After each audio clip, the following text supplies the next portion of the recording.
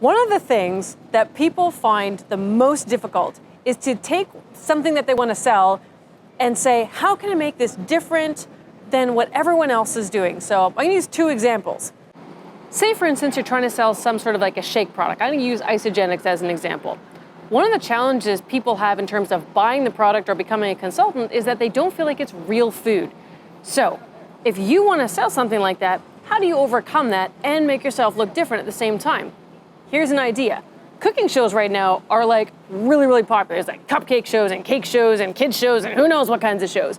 What if you created like an isogenics cooking show? So you are in your kitchen and you're showcasing how you can use like an isogenics product, but then you're adding in things like whole foods, like, fruits and kale and whatever else you want to put into it.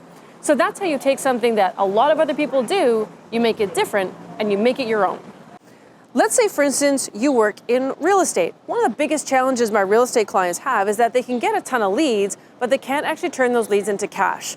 Well, there could be something as simple as a 4-day email sequence that you send out where, let's say you offer free staging, or you say you put in, I'll give you $1,000 towards your moving costs. That can cover a lot of things. And you send that out to your database. So the people that are already in your database and they're waiting to hear from you, and you say, listen, I want to give you this, but you have to take action in the next 2.5 days. The rest of your emails are just like, it's going, it's going, it's going. What you're creating is urgency and scarcity, two of the big reasons why people take action. So someone could be on the fence, they're like, I could go with Realtor X or Realtor Y, but they're going to go with you because you offered them something and you created an environment of urgency and scarcity. So you see, it's not so much that you have to think way outside the box. What you need to be is unapologetically yourself, combined with knowing exactly what it is that stops people from taking action with you. So whether it's a wellness and health product that maybe people don't trust and you find a way of overcoming that with like whole foods or other kind of wholesome ways that make them feel, oh, okay, it's not so bad.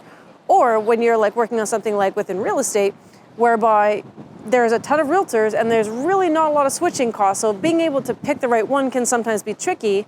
And you as a realtor want to stand out, you understand, hey, you know what, if I help someone with something small like moving costs or staging or something like that, that's going to be a decision maker, and that's going to make all the difference between someone choosing me or someone choosing somebody else.